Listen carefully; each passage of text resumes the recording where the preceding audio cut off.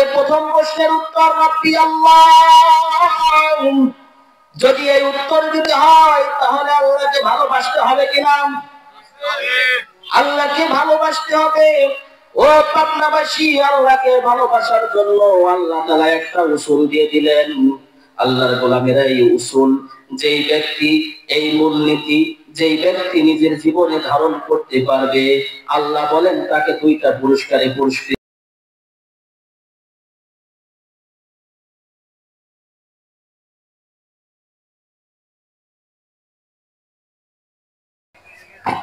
আমার ভাইরা, আপনারা বলেন তো দেখি, আপনাদের সমবয়সী অনেকেই তো দুনিয়াতে একসাথে চলাফেরা করতেন, কিন্তু কাল আবর্তনী তারা কি আর আপনাদের সাথে আছে? নাই। যাদের আছে তো তাদের আছে, কিন্তু দেখবেন একটা বয়স, এই বয়সে মানুষগুলো আস্তে আস্তে দুনিয়া থেকে উঠতে থাকে। হযরত আয়েশা রাদিয়াল্লাহু তাআলা আনহা বলেন, এটাই হলো কিয়ামতের সুরা। একটা সময় আসে যখন আমার সমবয়সীরা কেউ বেঁচে থাকে না। এটা আমাদের উদাহরণস্বরূপ আল্লাহ তাআলা দেখিয়ে দিয়েছেন। পৃথিবীতে বাস্তব নমুনা যদি না থাকে, একটাই যথেষ্ট, আমাদের ঈমানকে আরো মজবুত করার জন্য, আরো দৃঢ় করার জন্য, সেটা হলো মৃত্যু। কথা ঠিক কিনা ভাই? এই যে এই পাশে কি হচ্ছে, মেলা হচ্ছে নাকি? হ্যাঁ, আমি বলি কি, ও কাজের মেলা হচ্ছে ভাই, এইটা আওয়াজ নেই বুঝছেন? আমি বলি কি, এটা হচ্ছে ও কাজের মেলা। আরবে একটা মেলা হতো, সেই মেলার নাম ছিল ও কাজের মেলা। আওয়াজ আছে অল্প। আমার ভাইরা, আমি যে কথা বলতেছিলাম, দেখেন বারবার দিনগুলো আমাদেরকে স্মরণ করিয়ে দেয়। যখন দিন চলে যায়, এই দিন আমাদেরকে স্মরণ করিয়ে দেয়, আমি তোমাদের থেকে বিদায় নিচ্ছি। শোনো, আমি যেমন তোমাদের থেকে বিদায় নিচ্ছি, এমন একটা মুহূর্ত আসবে, এমন একটা কাল আসবে, এমন একটা কালের আবর্তন আসবে, তখনও তুমি চির বিদায় নিয়ে চলে যাবে। তোমার জীবনে সন্ধ্যা নামবে তো নামবে, আর সেই সন্ধ্যার খবর কাটবে না। কথা ঠিক কিনা? আমার ভাইয়েরা, আমি কিছুদিন আগে একটা মানুষকে মাটি দিতে গিয়ে নিজেকে নিয়ে ভেবেছি, দাঁড়িয়ে নিজেকে এক কোণায় দাঁড় করিয়ে ভেবেছি, এই যে অন্ধকার রাত্রে মাটি দিচ্ছি, এরকম তো আমাকেও মাটি দিয়ে যাবে। আমি চোখের সামনে দেখছি সবাই যার যার ব্যস্ততায় চলে যাচ্ছে। আরে দুনিয়ার মানুষ কয়দিন বা মনে রাখবে? একদিন, 2 দিন, 3 দিন, 4 মাস, 10 দিন স্ত্রী মনে রাখবে, এরপরে কেউ মনে রাখবে না, এরপরে কেউ মনে রাখবে না। কথা ঠিক কিনা? কতজনের বাবা চলে গিয়েছে। আমার ভাইয়েরা, আমার আলোচ্য বিষয়ে আমি যাব, সময় সংক্ষিপ্ত। বলেন তো দেখি, মরণের পরে যখন কবরে রাখা হবে, তখন যে ফেরেশতা এসে 3টা প্রশ্ন করবে, আমরা সকলে জানি কিনা? 3টা প্রশ্ন জানি কিনা সকলে? কথা কয় না? পাবনাবাসীরা বলেন, জানেন কিনা? আমার ভাইয়েরা, সকলেই জানে 3টা প্রশ্ন করবে। এই 3টা প্রশ্ন করার পরে প্রথম প্রশ্ন হবে, মান রব্বুকা, তোমার রবকে, তোমার রবকে। আমার জীবন হায়াতের শুরু থেকে শেষ পর্যন্ত যদি আল্লাহর সমস্ত বিধি নিষেধকে আমি মানতে পারি, খোদার কসম করে বলে যাই, ও পাবনাবাসী, আপনাদের সামনে আপনাদের খিদমতে একটা কথা বলে যাই, যখন আমার পুরো হায়াতটা আল্লাহর বিধি নিষেধের উপরে চলবে, খোদার কসম করে বলি, তখনই সেই মুহূর্তে আমি বলতে পারবো, রব্বি আল্লাহ, রব্বি আল্লাহ, রব্বি আল্লাহ। কথা ঠিক কিনা? এই জন্য সর্বপ্রথম কি প্রয়োজন? আল্লাহকে বিশ্বাস কর, নাকি ভাই? আল্লাহকে বিশ্বাস কর। কেমন বিশ্বাস করে আমি? আসেন আমরা একটু দেখি, পরীক্ষা করে দেখি। ওজুর ফরজ আছে না? এখন যদি ওজুর ফরজে শীতের সময় এক ব্যক্তি মনে করলো 2টা হাত ধোয়া যেহেতু ফরজ, আমি একটা হাত দিয়ে শেষ করে দিই, বলেন তো ওজু হবে না? ওজু হবে না। 13টা নামাজের ফরজ 13টা, এর ভিতর থেকে যদি একটা ফরজকে ছেড়ে দেয়, বলেন তো নামাজ হবে নি? তাহলে আমাদের ইমানের ফরজ কয়টা? ইমানের ফরজ হলো 7টা। ছোট্ট ছোট্ট বাচ্চাদেরকে মক্তবে শিক্ষা দেওয়া হয়। 1 নাম্বার হলো, আমার সাথে বলেন, আমানতু বিল্লাহি ওয়া মালাইকাতিহি ওয়া কুতুবিহি ওয়া রাসূলিহি ওয়াল ইয়াউমিল আখির ওয়াল কদরি খাইরিহি ওয়া শাররিহি মিনাল্লাহি তাআলা ওয়াল বা'থি বা'দাল মাউত। এই 7টা ইমানের ফরজ। 1 নম্বরে হলো আল্লাহকে বিশ্বাস করা। আমার ভাইরা, 1 নম্বরে আল্লাহকে বিশ্বাস করা। 1 নম্বরে আল্লাহকে বিশ্বাস করার অর্থ কি? 1 নম্বরে আল্লাহকে বিশ্বাস করার অর্থ হলো আল্লাহর যা আদেশ এবং আল্লাহর যা নিষেধ আমার জীবনের সর্বস্ব দিয়ে, সমস্ত শক্তি দিয়ে সেই আদেশ এবং নিষেধকে মেনে চলা। ঠিক না? আল্লাহ বলেছেন তুমি এটা করো, আমি এটা করব। আল্লাহ বলেছেন তুমি এটা করার সুযোগ নাই, আমি করব না। করব না কি সেটা? আল্লাহ বলেছেন তুমি এটা করো, নামাজ পড়ো। ও গোলাম, আমি নামাজ পড়বো। আর আল্লাহ বলেছেন তুমি গুনাহ করো না, গুনাহ করব না। এটাই হলো আল্লাহকে বিশ্বাস। এখন বলেন তো দেখি, কোন ব্যক্তি যদি আল্লাহর আদেশকে না মেনে, আল্লাহর নিষেধকে না মেনে, সে যদি বলে তোমরা নামাজ পড়ো, যাই করো, আমি নামাজ পড়ি না, আমি রমজান মাসে রোজা করি না, তাতে কি হয়েছে? কিন্তু আমার ভিতরে ঈমান পরিপূর্ণ আছে। বলেন তো, তার কথা মানা যাবে? ভবানীপুরবাসী আপনারা বলেন তো, এরকম মানুষ আছে না আপনাদের এলাকায়? হ্যাঁ, বলে তোমরা নামাজ পড়ো, যাই করো, আমার ঈমান ঠিক আছে। আমার ভাইয়েরা, আমার ঈমান ঠিক হতে হলে সর্বপ্রথম আল্লাহকে বিশ্বাস করতে হবে। আর আল্লাহকে বিশ্বাস করার অর্থ হলো কি? আল্লাহকে বিশ্বাস করার অর্থ হলো সমস্ত আদেশ এবং নিষেধকে মেনে আল্লাহ যা নিষেধ করেছেন তা থেকে দূরে থাকা। আল্লাহ যা আদেশ করেছেন তাই করার নাম হলো বিশ্বাস। আমার ভাইয়েরা, 2 নম্বর হলো মালায়েকাতি, ফেরেশতাদের উপর বিশ্বাস। আপনাদের খেদমতে আমি একটা আয়াত তেলাওয়াত করেছি। এই আয়াত পর্যন্ত, এই আয়াতের তরজমা যদি আপনাদের সামনে করতে হয়, ও ভবানীপুরবাসী, প্রিয় পাবনাবাসী, আপনাদেরকে বলে যাই, যদি এই আয়াতের তরজমা করতে হয় তাহলে মাঝখানে 2টা বাদ দেওয়া লাগবে। আমার ভাইয়েরা, আল্লাহকে বিশ্বাস করার আরেকটা অর্থ হলো আল্লাহকে মহব্বত করা। এবার চিল্লায় বলেন, আমরা আল্লাহকে ভালোবাসি কিনা? আমরা আল্লাহকে ভালোবাসি। আমাদের জীবনের শুরু থেকে শেষ পর্যন্ত সর্বক্ষেত্রে আমরা আল্লাহকে ভালোবাসি। কথা ঠিক কিনা? আমরা আল্লাহকে ভালোবাসি। আল্লাহকে যদি ভালোবাসি, যেই ভাইয়েরা এখানে এসেছে এটা প্রমাণ দিয়েছে আমরা আল্লাহকে ভালোবাসি। আর যেই ভাইয়েরা ওই যে ওকাজের মেলার ভিতরে দাঁড়িয়ে দাঁড়িয়ে বাদাম খায়, দাঁড়িয়ে দাঁড়িয়ে ফুচকা খায়, তারা কিন্তু প্রমাণ দিতে পারে নাই আমরা আল্লাহকে ভালোবাসি। কথা ঠিক কিনা? তার মানে বোঝা গেল, যারা প্যান্ডেলের ভিতরে এসেছে আমরা আল্লাহকে ভালোবাসি। আমার ভাইয়েরা, যে কথা বলতেছিলাম, মাঝখানে 2টা বাদ দিলে চলে আসে 4 নম্বরে ওয়া রাসূলিহি, আমরা রাসূলকে ভালোবাসি কিনা? রাসূলকে যদি ভালোবাসি তাহলে আমাকে একটা প্রমাণ দেন। আমার ভাইয়েরা, আমরা যদি আল্লাহর হাবিব সাল্লাল্লাহু আলাইহি ওয়াসাল্লামকে আমার জীবন দিয়ে ভালোবাসি, তার মানে বোঝা যাবে আমার অবয়বে রাসূলকে দেখা যায়। কথা ঠিক কিনা? রাসূল যা বলেছেন তাই করি। আচ্ছা বলেন তো দেখি, আমাদের কালেমা কি? জোরে বলেন, লা ইলাহা ইল্লাল্লাহু মুহাম্মাদুর রাসূলুল্লাহ।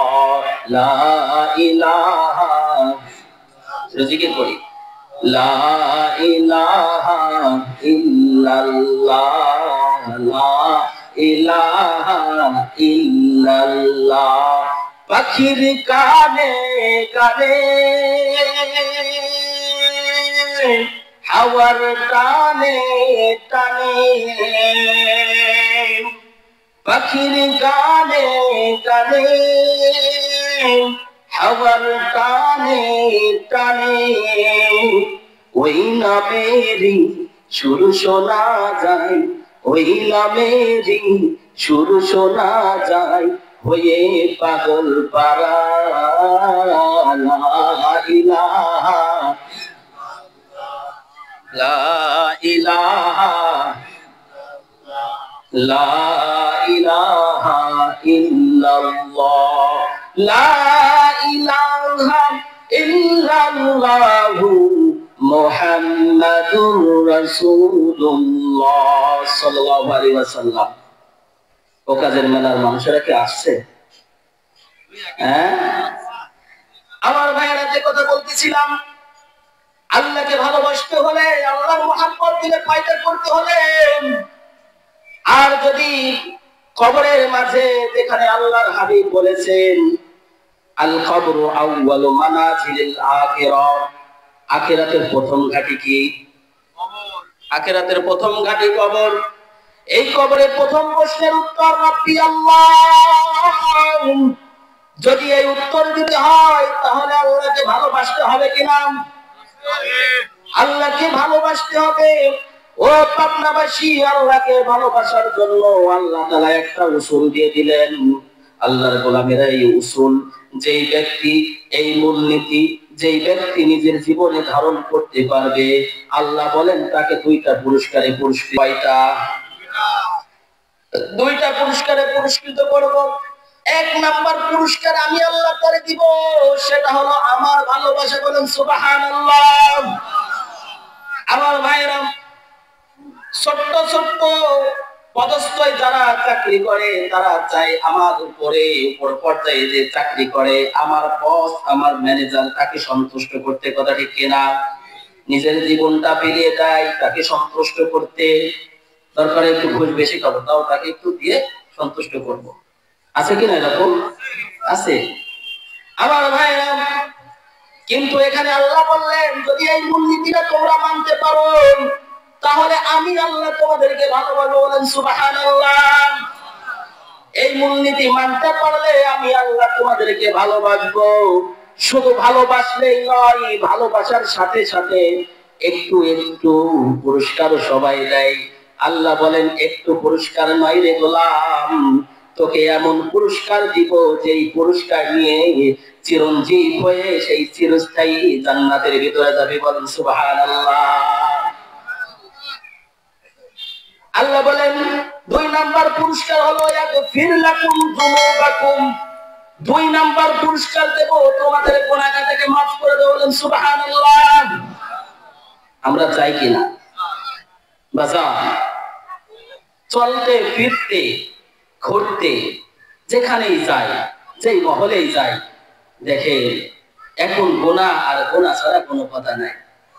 একটা সময় তো আমরা দেখতাম যে আমার ঘরের নারীরা যেভাবে বেশভূষায় থাকে, বর্তমানে বলতে গেলে তার 10% নাই। মন খারাপ করলেন কথা শুনে? খারাপ বলছি? চলতে ফিরতে গুনাহ, তাকাবেন তো গুনাহ। এজন্য আমার ভাইয়েরা, এই গুনাহকে মাফ করার প্রয়োজন আছে কিনা? আল্লাহ রাসূল বললেন, আল্লাহ তাআলা বললেন এই মূলনীতিটা হলো ফাত্তাবিউনি। নবী আপনি বলে দেন আমাকে পরিপূর্ণ অনুসরণ করতে হবে। পরিপূর্ণ কি করতে হবে? অনুসরণ করতে হবে।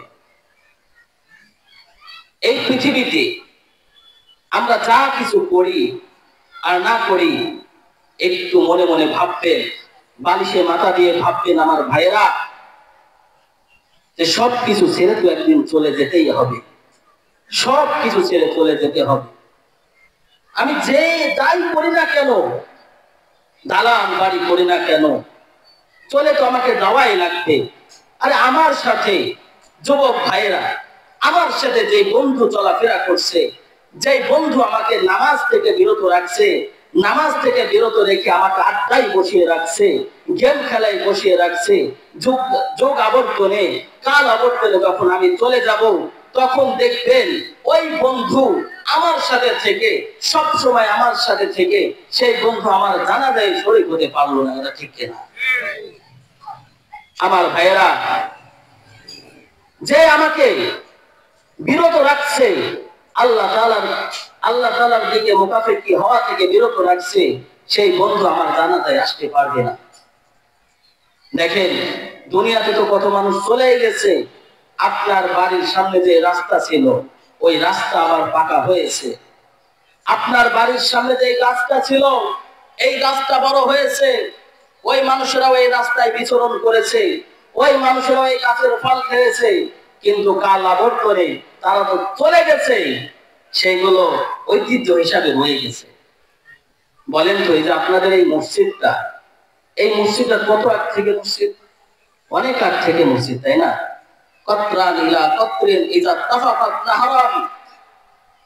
অল্প অল্প করেই নদী হয়। নাহরান ইলা নাহারিন ইযা তাফাকাত বাহরান, যখন অল্প অল্প পানি হয়ে নদী হয়, নদীতে নদীতে মিলিত হয়ে সমুদ্র হয়। এই যে মসজিদটা ছিল ছোট, আস্তে আস্তে এত বড় একটা মসজিদ হয়েছে। ভবানীপুরবাসী, চলে তো যাব, কিন্তু কি নিয়ে যাব একটু ফিকির করি। এজন্য আমার জীবনটা রসুলের রঙে, রসুলের সুন্নাতের রঙে রঞ্জিত করতে রাজি আছি কে কে? ইনশাআল্লাহ। আল্লাহ তাআলা সকলকে কবুল করুন। আমাকে দেখলে যেন মনে করে যে না, একটা মুসলমান। আমাকে দেখলে যেন মনে করে এটা আখির নবীর উম্মত। রাসূল সাল্লাল্লাহু আলাইহি ওয়াসাল্লামের কথা আল্লাহ তাআলা কুরআনুল কারীমের ভিতরে বলেন যে নবী, আপনাকে আমি পাঠিয়েছি বাশীরা ওয়া নাযীরা, সুসংবাদদাতা হিসেবে, সতর্ককারী রূপে। অন্য আয়াতে আল্লাহ তাআলা বলেন, নবী হে, আপনি বলেন যে আমি তোমাদের মাঝে সাক্ষ্য স্বরূপ এসেছি। আল্লাহর গোলাম সাক্ষী স্বরূপ কিভাবে এসেছে? একটু ভাবেন, কিয়ামতের মাঠে যখন সমস্ত নবীদেরকে এবং নবীর উম্মতদেরকে এক করা হবে, হযরতে নূহ আলাইহিস সালাতু ওয়াস সালামের কওমকে একত্রিত করা হবে। হযরতে নূহ আলাইহিস সালাতু ওয়াস সালামের কওম ডাকতে বলবে, আল্লাহ, আমাকে তো কোনোদিন আমার নবী কোনোদিন দাওয়াত নিয়ে যায় নাই, নূহ নবীকে আমরা চিনিও না। নূহ নবী আলাইহিস সালাতু ওয়াস সালাম বলবে যে তোমরা চেনো না, এটা কি সত্যি? তারা বলবে হ্যাঁ সত্যি। হযরতে নূহ আলাইহিস সালাতু ওয়াস সালাম, আল্লাহর গোলামেরা ভালো করে বুঝবেন, হযরতে নূহ আলাইহিস সালাতু ওয়াস সালাম ডাকতে বলবে, আল্লাহ, আমি তাদের কাছে ঠিক দিনের দাওয়াত নিয়ে গেছি, তারা মানে নাই। তখন উম্মতেরা বলবে মিথ্যা কথা কয়। এরপরে বলবে তোমার কি কোনো সাক্ষ্য আছে? হযরতে নূহ আলাইহিস সালাম বলবে হ্যাঁ সাক্ষ্য আছে। কে সাক্ষ্য আছে? আখেরি নবী এবং আখেরি নবীর উম্মত সাক্ষ্য রয়েছে। আমার ভাইরা, আজ থেকে কত হাজার বছর আগে নূহ আলাইহিস সালাম চলে গিয়েছেন, কিন্তু সাক্ষী স্বরূপ আমাদেরকে পেশ করা হবে। আমরা বলবো অবশ্যই দিনের দাওয়াত নিয়ে পৌঁছাইছে।